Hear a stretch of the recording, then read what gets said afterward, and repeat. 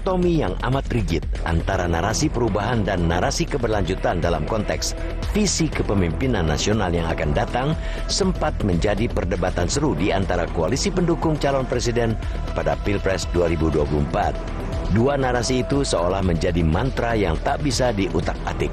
Yang satu teguh dengan visi perubahan, yang kemudian banyak ditafsirkan secara telanjang, bahkan dicurigai dan ditakuti sebagai upaya mengoreksi seluruh kebijakan dan program pemerintahan saat ini. Yang satu lagi kukuh dengan narasi keberlanjutan yang diartikan sebagai keinginan meneruskan apapun visi, kebijakan, dan pencapaian pemerintahan Presiden Joko Widodo dan Wakil Presiden Ma'ruf Amin. Ibaratnya, satu kubu mengarah ke selatan, kubu lain bergerak ke utara. Tidak ada titik temu. Masing-masing dengan segala argumennya, hakul yakin bahwa visi mereka lah yang terbaik untuk membangun dan memajukan bangsa ini ke depan. Namun, sesuai dengan fatsunnya, politik senantiasa mengalir. Politik tak bisa diam di satu tempat, selalu diwarnai dinamika dan kejutan-kejutan.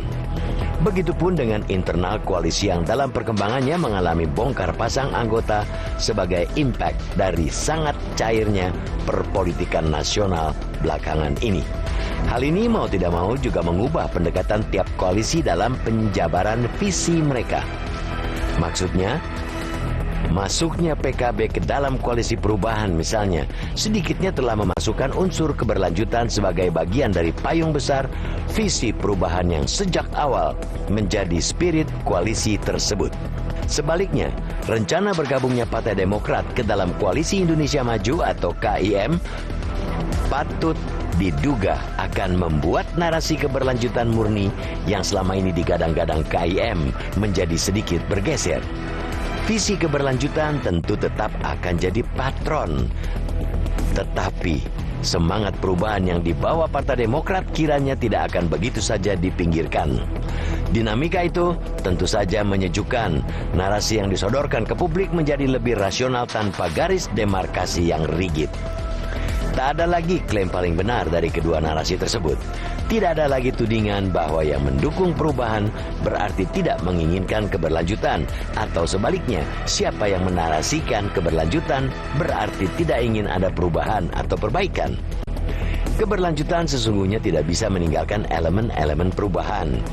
Memangnya, dari sekian banyak kebijakan dan program pemerintah, tidak ada satupun yang keliru. Pasti ada, dan tentu saja itu perlu perbaikan dan perubahan. Jadi, para penyokong keberlanjutan pun semestinya tidak perlu alergi dengan perubahan. Begitu pula perubahan sejatinya bukan berarti membatalkan atau tidak meneruskan kebijakan baik yang sudah ada. Perubahan seperti dikatakan bakal calon presiden dari Koalisi Perubahan, Anies Baswedan, justru akan memperkaya sekaligus memberikan keadilan kepada seluruh masyarakat. Karena itu dalam konteks menjalankan roda pemerintahan, meneruskan yang baik serta mengubah yang tidak baik sesungguhnya adalah hal yang lumrah.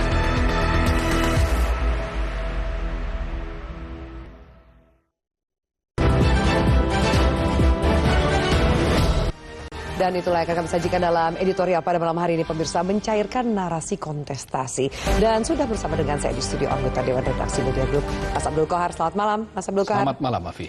Mas Qohar, kenapa kita mengangkat tema pada malam hari ini mencairkan narasi kontestasi? Ini kan kita bandingkan antara lanjut, tidak lanjut, lanjut atau berubah seperti itu. Ya, sepertinya kalau kita terus-menerus berada dalam garis demarkasi yang tegas antara kelanjutan, perubahan, dan diperhadap-hadapkan, maka akan muncul pembelahan baru. Padahal kan kita sepakat bahwa kontestasi politik itu tidak boleh menghasilkan residu pembelahan yang bisa justru memukul mundur demokrasi.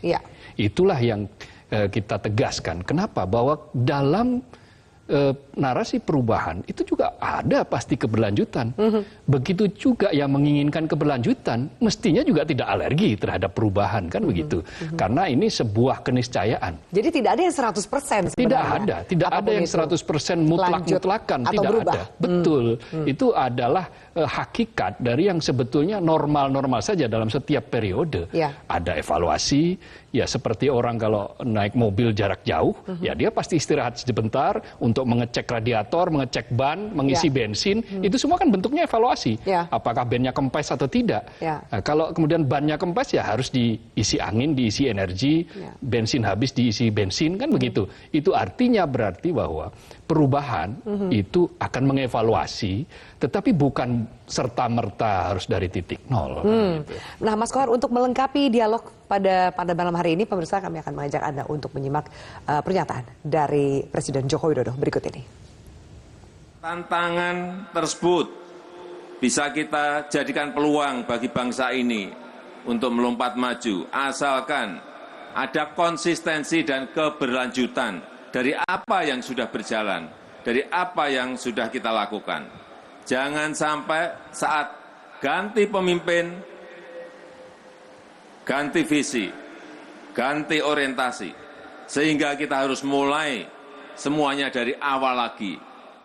Ya, baik. Kita akan bahas lebih jauh, termasuk juga saya akan bacakan statement dari Anies Baswedan supaya kita bisa bandingkan maksud dari masing-masing tokoh ini, ya, Mas Kohar. Nah, sementara Anies Baswedan, baca pres dari Koalisi Perubahan, mengatakan pergantian fase kepemimpinan selalu akan ada keberlanjutan dan perubahan yang baik dan bermanfaat pasti diteruskan. Kalau tidak diteruskan itu berbahaya. Saya melihat ke depan itu yang merasakan manfaat oleh masyarakat banyak pasti akan diteruskan. Sementara tadi Pak Jokowi mengatakan konsistensi keberlanjutan harus ada. Jangan sampai ganti pemimpin, ganti kebijakan, sehingga harus mulai semuanya dari awal lagi. Nah, itu yang tadi Mas Kohar maksudkan. Bahwa nggak bisa dong apapun juga dimulai langsung dari nol atau dari titik awal. Itulah perbedaan yang berbahaya kalau terus-menerus dipertajam pada sisi itu.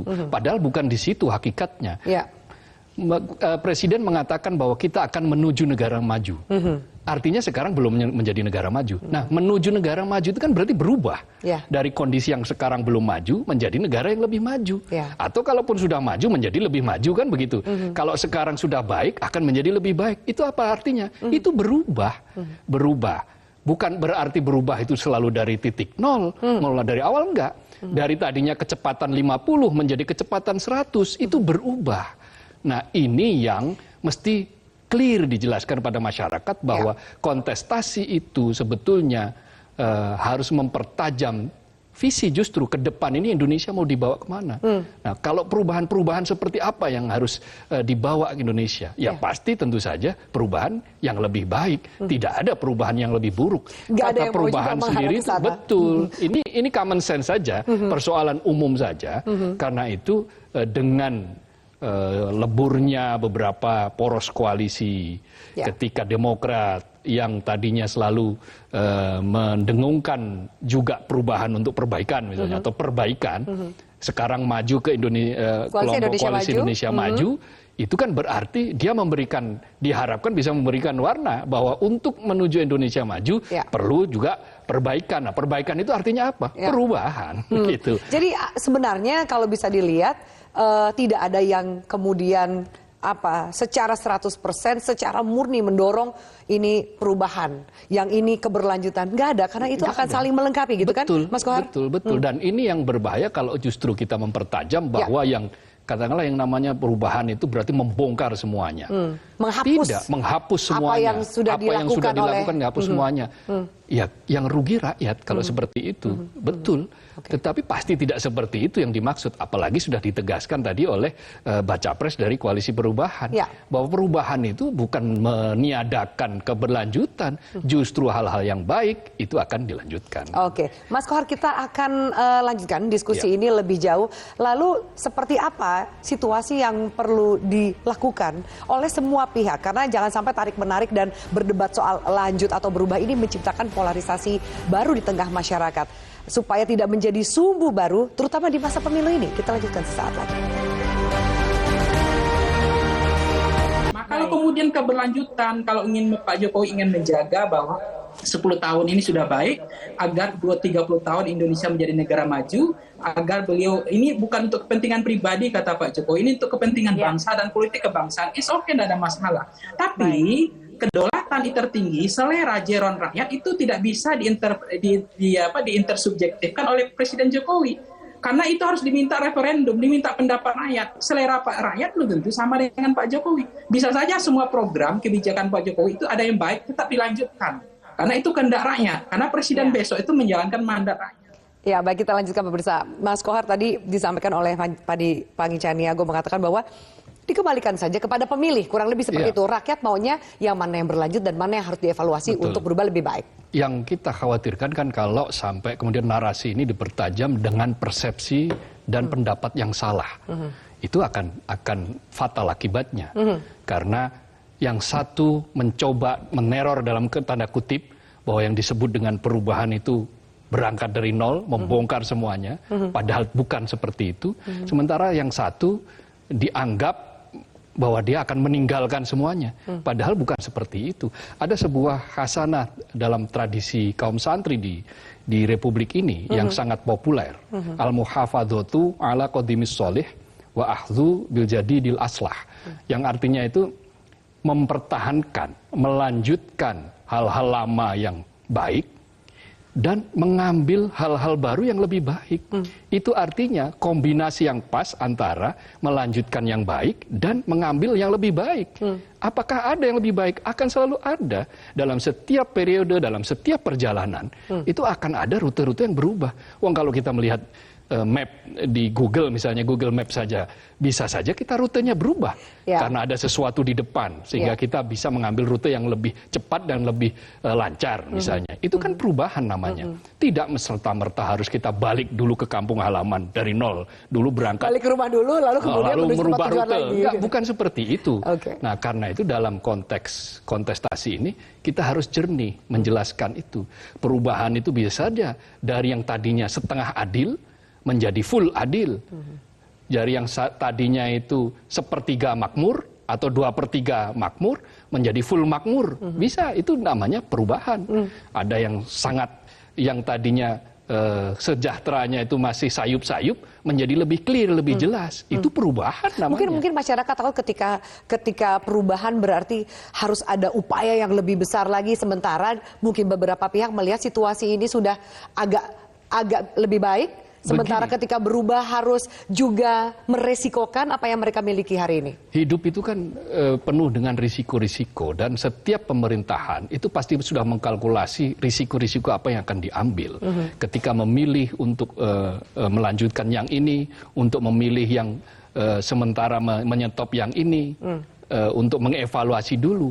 Tetapi yang paling penting adalah endingnya untuk apa? Semua itu dilakukan untuk apa?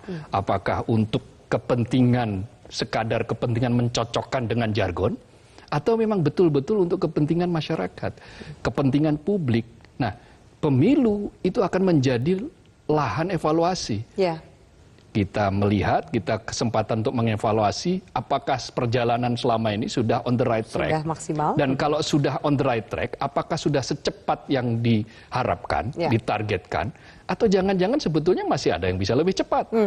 Jadi sudah baik pun tetap ada catatan evaluasinya. Betul, ada berubah. Uang kereta cepat saja yang tadinya tidak dijamin oleh APBN bisa berubah kok. Sekarang dijamin oleh APBN oleh pemerintahan yang sama loh. Itu artinya apa? Artinya bahwa pemerintah yang sama pun bisa mengevaluasi untuk kemudian menjadi berubah. Nah, kita kereta cepat itu kan menolak Jepang. Kenapa Jepang dulu ditolak membangun kereta cepat? Karena Jepang minta jaminan APBN. Nah, sekarang akhirnya begitu di Cina, ujungnya juga kembali dijamin oleh APBN. Apakah bukan perubahan itu namanya? Mas Kohar, tapi sepertinya ya, kalau kita lihat dua narasi antara keberlanjutan dan perubahan ini akan sulit hilang karena sudah menjadi jargon atau pencitraan politik dari kandidat tertentu. Seperti apa sih supaya tidak ada polarisasi? Kita belajar dari 2014 dan 2019 supaya kemudian masyarakat itu bisa berdewasa secara berpolitik dan apa yang perlu dijelaskan kepada pihak yang anti dengan perubahan. Kita lanjutkan sesaat lagi, tetaplah bersama kami.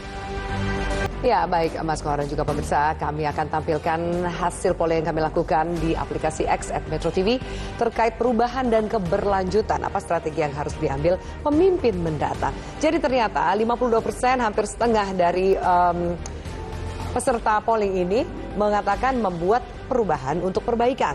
21% mengatakan melanjutkan pembangunan, 27% mengatakan harus dilakukan keduanya. Dari Facebook, Metro TV, angkanya agak sedikit berbeda. 46% mengatakan melanjutkan pembangunan, 18% mengatakan keduanya, dan 36% mengatakan membuat perubahan untuk perbaikan.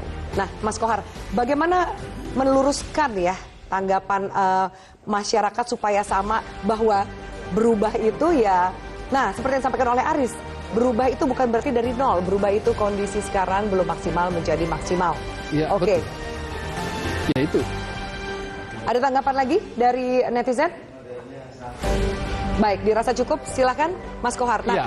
Seperti apa Mas Kohar supaya dua narasi ini harusnya bukan menjadi narasi yang dipertentangkan, ya. Kanan dan kiri, hitam dan putih? Kita ini semua sepakat bahwa menghendaki menuju negara maju dengan produk domestik bruto yang naik, dengan PDB per kapita yang juga bertumbuh sangat eksponensial, katakanlah seperti itu, dengan menyongsong bonus demografi seperti itu. Apa artinya? Untuk mencapai ke sana itu tidak bisa lagi leha-leha. Ya. Tidak cukup pertumbuhan ekonomi hanya 5% untuk mencapai negara maju di Indonesia emas. Tidak cukup. Kita butuh 7% tiap tahun, bahkan 8% Jadi itu pertumbuhan artinya ekonomi. perlu kerja Itu keras, artinya perlu perlu kerja komitmen, keras, perlu pengorbanan. ada perubahan pola barangkali, perlu perubahan cara supaya cara ini lebih efektif untuk menuju negara maju.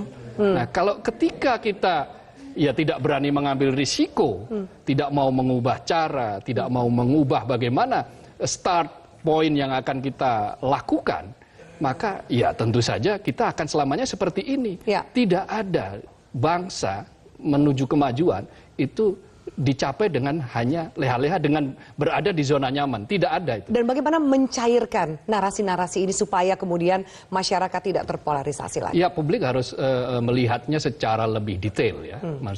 Lebih detail, lebih tahu, lebih cerdas, dan para elit politik juga harus mampu menjelaskan apa yang mereka maksud dengan keberlanjutan. Apakah betul bahwa keberlanjutan itu serta-merta harus melanjutkan semuanya? Apakah tidak perlu ada yang dikoreksi lagi? Ya. Sama seperti mungkin pendekatan. Katakanlah kalau kita bicara kasus di Rempang misalnya. Ya. Di Rempang itu kan selama ini pendekatannya koersif, pendekatan yang sangat kekerasan. Tetapi kenapa tidak kita ubah menjadi pendekatan inklusif? Dan itu Dan sudah faktanya dilakukan, sudah kan? dilakukan. Sudah kembali kemudian Betul. suasana kondusif di sana, ada manfaat yang lebih baik. Itu harus dijelaskan pada publik. Seperti itulah perubahan misalnya. Atau ada seperti inilah keberlanjutan.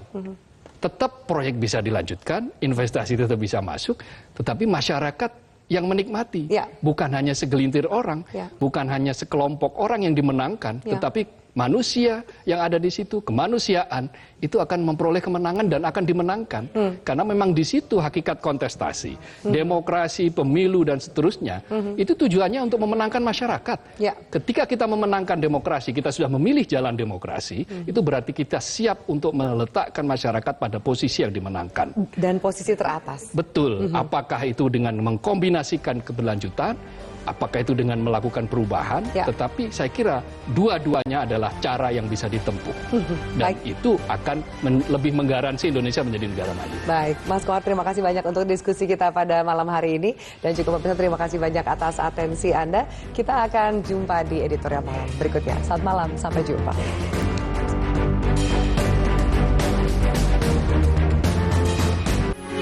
Metro TV